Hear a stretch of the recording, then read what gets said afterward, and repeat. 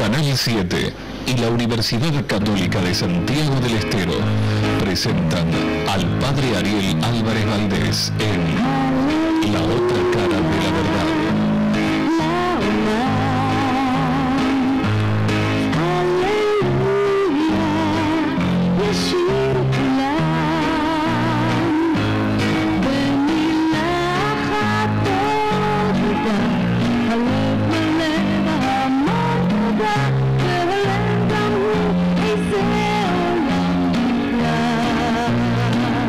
Muy buenas noches. Como siempre, para nosotros es un gusto encontrarnos con usted en su hogar a través de las pantallas de Canal 7 en este ciclo La Otra Cara de la Verdad con el Padre Ariel Álvarez Valdés. Muy buenas noches, Padre, ¿cómo le va? ¿Qué tal, Rogelio? ¿Cómo estás? ¿Una buena semana? Muy buena, gracias a Dios. Bueno, me alegro mucho. Padre, un tema que nos han planteado nuestros televidentes y que posiblemente inquiete no solamente al que nos ha preguntado, sino a mucha gente que puede tener gente muy cercana en esta situación. ¿Cómo ve la Iglesia Católica, Padre, el tema del suicidio? Sí. Hasta no hace mucho tiempo, la Iglesia hasta se negaba a hacer responso a la persona que se quitaba la vida. Hoy he podido observar que los responsos se hacen, que hay misas para aquellos que un día tomaron tan drástica decisión de terminar con sus vidas. ¿Cómo hoy la Iglesia plantea, observa, mira el tema del suicidio? Hasta hace no mucho la Iglesia le daba una gran importancia a los últimos momentos de la vida de una persona. Pensaba que los últimos instantes determinaban como el final eterno de una persona. Si vos habías muerto bien, te ibas bien al más allá. Si vos habías muerto mal, te ibas mal hacia el más allá. Entonces se decía que si una persona había sido buena, pero en el último momento de su vida se suicida, comete un pecado gravísimo, el pecado más grande que se puede hacer, que es contra su propia vida, y por lo tanto se había muerto sin ninguna posibilidad de redención, sin perdón, y por lo tanto se fue al más allá cargando un pecado muy grande, cargando una culpa inmensa, y entonces no podía salvarse. Por eso es que se había llegado a actos extremos como estos, de gente que no se le ha hecho responso, que han tenido que pasar el carro fúnebre por la puerta de la iglesia sin que se le pueda rezar. Y eso venía de este error, como digo, de creer que los últimos instantes son más importantes de una persona. Hoy, por suerte, la Iglesia, entendiendo mejor los evangelios, toma más en serio esas palabras de Jesús que las vamos a seguir citando permanentemente. En la salvación, Jesús va a decir a la gente: vengan, benditos de mi Padre, a la salvación eterna, porque tuve hambre y me diste de comer, tuve sed, me diste de beber, estaba enfermo y me visitaste. O sea, lo que cuenta para Dios no es el último momento de la vida de una persona, sino toda su vida. Entonces, si yo toda mi vida fui una buena persona, si al final me suicido, al final cometo algún acto que, bueno, a lo mejor no ha sido el correcto, Dios no me va a tener en cuenta únicamente mis últimos minutos. Dios me tiene en cuenta toda mi vida. Por eso es muy esperanzador para aquellas personas que han tenido algún familiar que se ha suicidado, algún pariente que se ha suicidado, que preguntarle: ¿ha sido una buena persona? Sí, bueno, no importa lo que hizo al final, no importa. Incluso hoy la psicología moderna nos va haciendo comprender cada vez más cómo una persona que se ha suicidado es una persona que no ha estado obrando en la plenitud de su libertad. Porque para ir en contra... Eso iba a preguntarle. Claro, para ir en contra del propio instinto de conservación. Todos tenemos un instinto que nos hace estar vivos todos los días. Para ir en contra de ese instinto, que es muy fuerte, uno tiene que estar muy disminuido libremente. Y entonces cuando vos haces las cosas sin libertad, no hay pecado. Y por lo tanto hoy ya no se ve con la gravedad o la malicia que antes se veía del suicidio. Y por lo tanto hoy la Iglesia considera que la persona que se ha suicidado es tan digna de oración como cualquier otra persona. Y Dios no le va a tener en cuenta únicamente ese minuto final, es apenas un acto. Pero frente a todos los actos buenos que puede haber hecho esa persona, lo que cuenta para Dios es toda la vida de una persona y no los últimos instantes de la vida. Lamentablemente, todavía hay muchos cristianos para los cuales sí es importante el final de la vida. Entonces, por ejemplo, se está muriendo un ser querido, está enfermo, o ya está agonizando, y buscan un sacerdote urgente que le traiga los sacramentos, que le traiga la unción, que le traiga la comunión. Eso no cuenta, eso no es importante. Es más, casi diríamos que no sirve casi de nada que una persona que esté muriendo reciba los sacramentos, reciba todas las cosas. ¿Por qué? Porque lo que importa es qué hizo durante su vida. Eso no va a influir en su salvación eterna. Lo que va a influir en la salvación eterna son los actos buenos de cada día. día. Pero si ya me estoy muriendo, me quedan contados minutos, que es ahora me den la comunión, me den la unción, me den todos los sacramentos, esas cosas no sirven. Lo que Dios va a tener en cuenta es lo que hice a lo largo de mi vida. Por eso es para tranquilizar a aquellas personas que han perdido un ser querido, que sin posibilidad de sacramento, sin posibilidad de confesión, sin posibilidad de auxilio sacerdotal, no importa los últimos instantes de la vida de una persona, cuenta toda la vida de una persona. Bien, padre, hoy tengo un tema que creo que es interesante y que mucha gente nos ha preguntado, porque gran parte de este ciclo hemos abordado y hemos analizado, yo diría, una parte de esa biblioteca que usted definió en alguna oportunidad, que es la Biblia, porque claramente está dividida la Biblia en dos partes, ¿sí? Un Antiguo Testamento y un Nuevo Testamento. Exactamente. Y mucha gente nos ha dicho que nos hemos ocupado poco del Nuevo Testamento y que más hemos analizado y hemos tratado de explicar las cosas que están en el Antiguo Testamento. Porque es más difícil el Antiguo Testamento por estar más lejano a nuestra concepción mental, a nuestra forma de escribir y de pensar. Hemos tratado de aclarar más estas cuestiones del Antiguo Testamento. Pero claro, usted también nos enseñó que lo primero que tenemos que hacer es leer los Evangelios, o sea, el Nuevo Testamento. Por ahí tiene que empezar la lectura de la Biblia. Así es. Muy bien, mucha gente empezó por ahí. ¿Y qué se encuentra? Con una serie de contradicciones que uno no sabe a quién creer, ni por qué están, ni a qué se deben, y nos llevan a pensar o a preguntarnos si esto es histórico, si esto ocurrió, si esto es cierto. Mire, yo le voy a plantear algunas cosas, si usted me permite. ¿Sí? Algunas recogido personalmente y otras que me han hecho llegar. Por ejemplo, tomamos el primer sermón de Jesús, Sí. el primer sermón, la primera enseñanza. Para Mateo fue en una montaña, El Sermón de la Montaña, sí. el famoso sermón de la montaña. Para Lucas fue una llanura, y se encarga expresamente de marcar, fue Jesús en bajó. una llanura. Bajó de la montaña, dice San Lucas, Ajá. contradiciendo totalmente a Mateo. ¿Quiere que hablemos del primer milagro de Jesús? Para Juan, el primer milagro de Jesús, y se lo ha nombrado tantas veces, sobre todo cuando se celebra un matrimonio, en las bodas de La Caná. boda de Caná, sí. Ese fue el primer milagro de Jesús. Pero eso es según Juan. Si usted lo lee a Mateo, el primer milagro fue un exorcismo. No tiene nada que ver con la boda de Caná. Así es. ¿Cuál fue el primer milagro? ¿Y otro? El Padre Nuestro. Para Mateo, Jesús nos enseña el Padre Nuestro, que es la única oración que nos enseñó en el Sermón de la Montaña. Sin embargo, Lucas dice que un día que estaba él orando solo, nada que ver con el Sermón de la Montaña, se acercaron sus discípulos y le dijeron, enséñanos a orar. Entonces él les enseñó el Padre Nuestro. Y te agrego más, según San Mateo, el Padre Nuestro tiene 7 peticiones y según San Lucas solamente 5, o sea, 2 Padres Nuestros distintos. ¿Cuál fue el que enseñó Jesús? Ah, vamos coincidiendo. Bueno, perfecto. Vamos coincidiendo. ¿Quiere que tomemos otro? Las bienaventuranzas. Hoy has venido cargado de... Claro, usted nos enseñó, Padre, que leamos el Evangelio. Bueno, las bienaventuranzas, según Mateo son 9 bienaventuranzas, Sí. según Lucas 4. 4. Padre, ¿a quién le hago caso? ¿A quién le creo? ¿Qué hay de cierto en todo esto? Frente a estas contradicciones, ¿no tengo derecho a pensar que es mentira? ¿Que esto no es real? Mira, ¿Que cada uno escribió lo que quiso? los evangelios cuentan la vida de Jesús, la historia de Jesús, pero no es un libro de historia. Y esto hoy lo estamos comprendiendo cada vez más. En la época que se escribieron los evangelios no existía el concepto de historia que existe hoy. Hoy cuando alguien quiere escribir un libro de historia, tiene que contar objetivamente, fríamente, escuetamente las cosas como sucedieron. No le puede agregar sus propias ideas. En cambio, quienes escribieron los evangelios no escribieron una crónica de Jesús, ni una biografía de Jesús. Por eso la Iglesia jamás llamó a estos libros biografía de Jesucristo, ni tampoco crónica o historia de Jesucristo. Lo llamaron Evangelio de Jesucristo, o sea, buena noticia. Por lo tanto, ha sido teñido de subjetividad. Los evangelios no son libros, digamos así, objetivamente escritos, sino subjetivamente. Están teñidos por la idea personal que cada evangelista tenía de Jesucristo.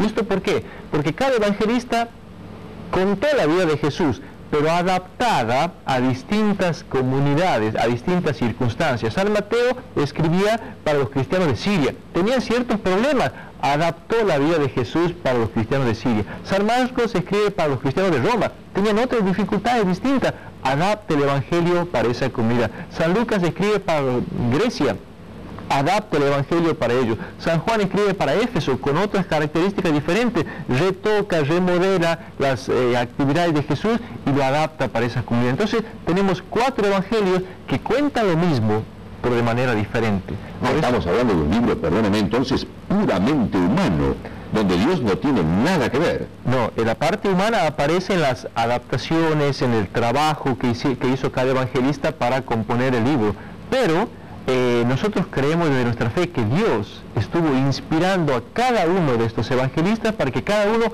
adaptara el libro para esos problemas. Acuérdate que estos libros son una buena noticia. ¿Cómo hago yo para que esta vida de Jesús sea buena noticia para estos cristianos? Hay que adaptarlo de esta manera. ¿Cómo hago para que este libro sea buena noticia para aquellos?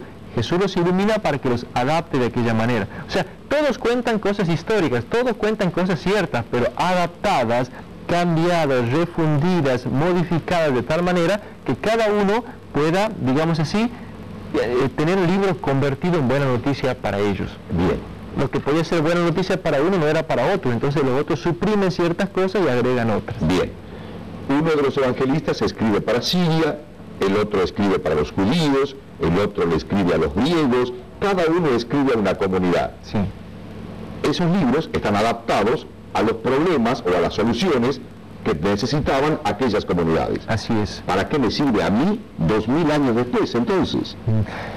Pero es importante esto que acabamos de decir, porque mucha gente cree que la Biblia ha sido escrita para nosotros. Y decimos, este libro es un libro para mí, es un libro, y no ha sido escrito para nosotros. San Mateo no escribió su evangelio para vos, señor Rogelio Jorge Yapur, ni para mí, para Ariel, ni para los cristianos de Santiago. Para aquella época lo escribió. Entonces, no, pero no lo cierres. la cerramos. Te explico por qué. No tiene ningún sentido. Sí tiene sentido porque la primera pregunta que yo tengo que hacerle a los evangelios cuando abra es ¿qué quiso decir San Mateo para aquella comunidad? Y la segunda pregunta es ¿qué me quiso decir a mí? Bueno, esa primera y esa segunda me la contestan en el segundo bloque. ¿Cómo no? Ya volvemos, ¿eh?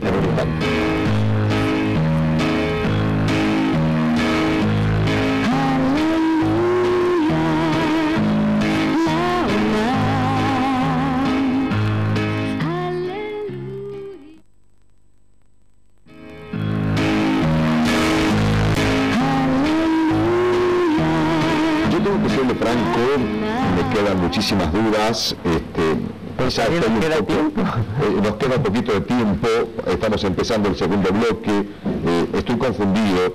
¿Usted dice que yo no tengo que preguntarme qué me quiso decir a mí el evangelista? Esa es la segunda pregunta que yo tengo que hacer a la Biblia. La segunda. La primera es, ¿qué quiso decir la Biblia a aquellos destinatarios, a aquellos lectores? Porque nosotros somos los segundos destinatarios. Los primeros fueron otros grupos, otras comunidades. Mucha gente abre la Biblia y lo primero que se pregunta es, a ver, ¿qué me dice a mí? No, esa es la segunda pregunta. Primero tengo que preguntar, ¿qué decía aquella gente? Y segundo, ¿qué me dice a mí? Pero no yo en primer lugar, porque yo no soy el primer destinatario. Aquí había una comunidad con problemas concretos, con dificultades.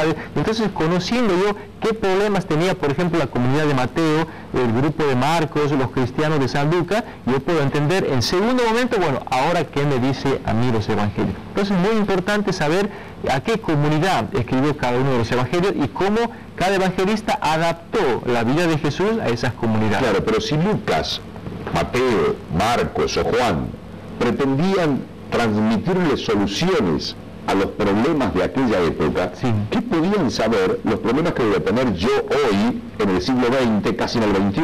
Claro, ahí viene la grandiosidad de Dios. Dios hizo que aquellos problemas, aquellos libros escritos para solucionar aquellos problemas particulares, fueran tan paradigmáticos, se convirtieran de tal manera en modélicos, digamos así, en ejemplo, que hoy sirven para toda la humanidad. Fíjate lo que ha hecho Dios, ha tomado unos libros particulares que solucionaban problemas particulares de una comunidad y los ha convertido en la receta, en el proyecto para solucionar todos los problemas de todos los tiempos. Por eso es tan importante leer la Biblia, porque aquí está la receta que la humanidad tiene para ser feliz, para que haya más justicia, para que haya más perdón, más solidaridad, más amor. Si nosotros aplicamos los proyectos y las recetas que San Mateo, Marcos, Lucas y Juan le dieron a aquellas comunidades, yo voy a encontrar la solución de toda la humanidad, porque Dios se valió de tal manera de los libros particulares que los convirtió en la receta para todos los hombres de todos los tiempos. Todas las generaciones, desde Jesucristo hasta aquí, se vienen salvando gracias a estos libros. Y antes de Cristo la salvación también logró, pero en cuanto a palabra de Dios escrita, así el mundo siga 2000, 3000, 5000 años más, nos vayamos a vivir a otros planetas, nos vayamos a habitar Marte, donde sea, vamos a seguir llevándonos este librito, porque este libro va a seguir teniendo soluciones para los hombres de todos los tiempos y de todas las épocas. Volvamos al tema de las contradicciones que comentábamos al principio, que uno encuentra, ¿no? Fíjese que hay una cosa que me sorprende leyendo los evangelios, porque hay un hecho puntual y que es el centro del cristiano, como es la muerte y la resurrección de Jesucristo. Sí. Y Jesús muere en la cruz. Y hay un hecho clave, puntual, porque es un hecho objetivo.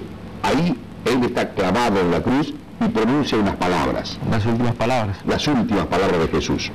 Sí, un hecho tan objetivo. Fíjese, para Mateo, Jesús dice, Dios mío, ¿por qué me has abandonado? Sí. Sin embargo, Lucas dice que las últimas palabras fueron, Padre, en tus manos encomiendo mi espíritu. ¿Escucharon distinto? ¿Dijo lo mismo y escucharon cosas diferentes? Volvemos a lo que decíamos hace un momento, los evangelios no son libros de historia, por lo tanto no pretendían darnos a nosotros cuáles fueron las verdaderas y exactas palabras pronunciadas por Jesús cuando Jesús se moría, sino darnos un mensaje. Cuando San Mateo pone que Jesús dijo como últimas palabras, Dios mío, ¿por qué me has abandonado? Mucha gente incluso se escandaliza, piensa que Jesús murió en la desesperación. Claro, una angustia tremenda. Echándole en cara a Dios, Señor, ¿por qué me has abandonado? ¿Por qué me dejas morirme solo en la cruz? Pero no está Jesús pronunciando las palabras de queja contra Dios, está rezando un salmo. Si vos lees el Salmo 22 en la Biblia, si abres la Biblia y ves el Salmo 22, el Salmo comienza diciendo, Dios mío, ¿por qué me has abandonado? A pesar de mi súplica, mi oración no te llega. Dios mío, de día te rezo y no me oyes, de noche y no escuchas mi oración. O sea, Jesús, mientras se muere, canta un salmo, reza un salmo. O sea que el salmo, discúlpeme porque alguna vez se me enseñó eso, padre, que le haga esta pregunta ya personal. El salmo no es un salmo profético que precisamente 1000 o 700 o 1000 años antes o mucho más de que el hecho ocurriese iba a pronosticar las palabras finales de Jesús. No, fue al revés. Cuando Jesús se moría, San Mateo y San Marcos pusieron en boca de Jesús ese salmo. Y uno dice, ¿por qué estos evangelistas le hacen a Jesús pronunciar un salmo tan pesimista, tan triste? Es al revés, es uno de los salmos más optimistas que hay, porque empieza diciendo, Dios mío, ¿por qué me has abandonado? Estoy en desesperación, angustia, dolor, pero termina diciendo, pero a pesar de esto yo sé que vos sos mi esperanza, vos me vas a sacar de esta situación, vos me vas a hacer salir y yo te voy a volver a alabar. O sea, Jesús está muriendo y canta un salmo de alegría.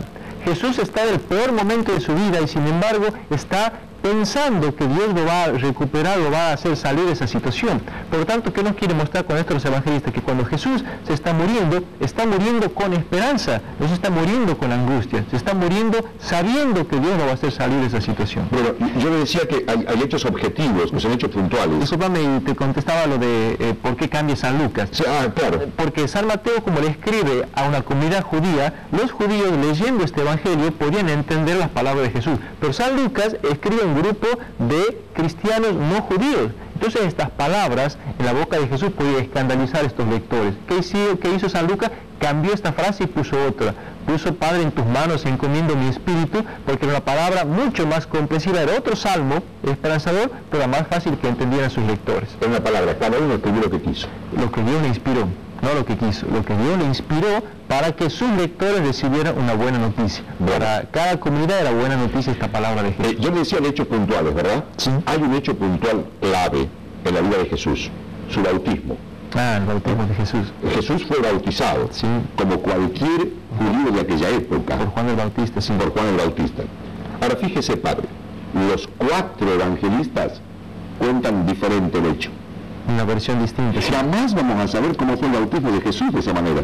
Pero no nos importa cómo fue el bautismo de Jesús. Eso le puede importar a los historiadores, a los biógrafos, a los que queremos vivir una buena noticia. No nos importa cómo fue, lo que nos importa es qué significa para mí este hecho en mi vida, pero no cómo sucedió realmente. Y te explico por qué cada evangelista cambió. Primero que cuenta el bautismo de Jesús es San Marcos. Y San Marcos cuenta que un día Juan el Bautista estaba bautizando, llega Jesús y le dice, bautízame a mí también. Entonces Juan el Bautista lo bautizó y así Jesús quedó bautizado. Pero resulta que después de que San Marcos escribe este episodio, los cristianos decían, ¿cómo? ¿Jesús se hizo bautizar por Juan? Entonces, ¿quién es más grande? Juan, porque es más grande el que da que el que recibe. Sí. Si Jesús recibe el bautismo y Juan se lo da, Juan es superior. Por lo tanto, ¿quién es más grande? Juan el Bautista y no Jesús. Jesús quedaba disminuido. Entonces, frente a esto, viene el segundo evangelio, San Mateo. Entonces, como la gente se preguntaba, ¿por qué Juan el Bautista lo bautiza a Jesús y no Jesús a Juan? Entonces, cuando San Mateo escribe su evangelio, le pone a Juan el Bautista esta pregunta. Dice que Jesús viene a hacerse bautizar y Juan le dice, ¿por qué vienes vos a hacer que yo te bautice si soy yo el que tiene que hacerse bautizar por vos? Esa pregunta nunca se la hizo Juan a Jesús. ¿Quién se hacía esa pregunta? La gente, las comunidades, los destinatarios. Entonces Mateo inventó esta pregunta en la boca de Juan el Bautista. ¿Para qué? Para que los lectores pudieran recibir una respuesta. Y la respuesta de Jesús es, conviene que vos me bautices porque así se está cumpliendo la justicia de Dios. Y entonces con esto aclaró la cuestión. Pero resulta que esta respuesta no convenció. La gente seguía diciendo, bueno, pero por más que se cumpla la justicia de Dios, Juan el Bautista es superior a Jesús. Y entonces la gente comenzaba a venerar más a Juan el Bautista que a Jesús. Y ahí viene el tercer evangelio, Lucas. Entonces, ¿qué va a hacer Lucas? Va a volver a cambiar el relato y va a decir que cuando Jesús es bautizado, Juan el Bautista está preso, está en la cárcel. Por lo tanto, ¿quién lo bautiza a Jesús? No sabemos, pero no fue Juan el Bautista, porque Juan estaba en la cárcel cuando fue bautizado Jesús. Entonces vemos cómo ¿qué hizo San Lucas? Lo eliminó a Juan, para que la gente no lo venerara tanto a Juan, no le prestara tanta atención, y lo dejó solamente como centro a Jesús. Y resulta que, a pesar de esto, la gente sigue diciendo, bueno, pero si Jesús se bautizó, alguien lo bautizó, ¿verdad? Alguien es superior a Jesús. Y ahí viene el cuarto evangelio. ¿Qué hace San Juan? Suprime el bautismo. Dice Jesús no se bautizó nunca recibió ningún bautismo, recibió el Espíritu Santo sin bautismo. Vemos entonces cómo cada evangelista ha contado el hecho de la bajada del Espíritu Santo sobre Jesús de manera distinta, porque lo que importaba era el hecho, no la forma. Lo que importaba era aclarar a cada comunidad el problema que tenía, y por eso cada uno retocó, remodeló, adaptó el relato a cada una de las comunidades. Y llega a mí ese relato y yo tengo que decir entonces, lo bautizaron. Claro. ¿Cómo? No sé, lo bautizaron. Lo bautizaron y bajó el Espíritu Santo sobre él. Y desde entonces todo el mundo está lleno del Espíritu Santo. Y ese es el gran mensaje que yo tengo. Y por tanto, cuando yo ande triste en la vida, ande mal, ande deprimido, yo tengo que pensar, sobre el mundo hay un Espíritu de Dios superior que está aleteando y que está haciendo que la humanidad vaya caminando hacia el bien. Yo no me voy a dejar contaminar, ensuciar por la mentira, por la corrupción, por el engaño, por la deshonestidad, porque hay un Espíritu de Dios que aletea sobre el mundo, el que bajó sobre Jesús, y a todos nosotros nos lleva hacia el bien. La gente que está del lado del mal ha perdido ya. La gente que está metida en el lado de la mentira es gente que no tiene futuro. Ese es el mensaje para todas las comunidades. ¿Y cuál es el mensaje suyo final para terminar este programa? Los evangelios cuentan la buena noticia de Jesús. Nos cuentan para cada uno de nosotros un mensaje que tiene que ver con nuestra vida. Mucha gente no sabe lo que se pierde por no leer los evangelios. Mucha gente no sabe que su manera de enfocar los problemas, de ver la vida, de angustiarse, de preocuparse, sería diferente si pudiera conocer un poquito más de la palabra de Jesús. Cada uno de estos evangelios fueron escritos para unas comunidades con muchos problemas, con muchos dramas, con muchas angustias, y cada una de aquellas comunidades se vieron fortalecidas, recuperadas, otra vez solventes en su vida espiritual gracias a que aprendieron a leer estos libros. Y desde entonces miles y millones de personas en todo el mundo, cada día, cada noche, leen un pedacito de la palabra de Jesús, leen esta buena noticia, estos evangelios, porque tiene todavía una buena noticia para usted. Lo invito a que lo lea esta noche. Gracias, Padre. Nos vamos a encontrar el próximo miércoles. Nos vemos el próximo miércoles. Vaya a saber con qué tema. pero seguramente tan interesante como lo que hemos tocado. ¿Puede ser? Hasta el miércoles que viene, gracias. Gracias por seguirnos. Hasta el miércoles.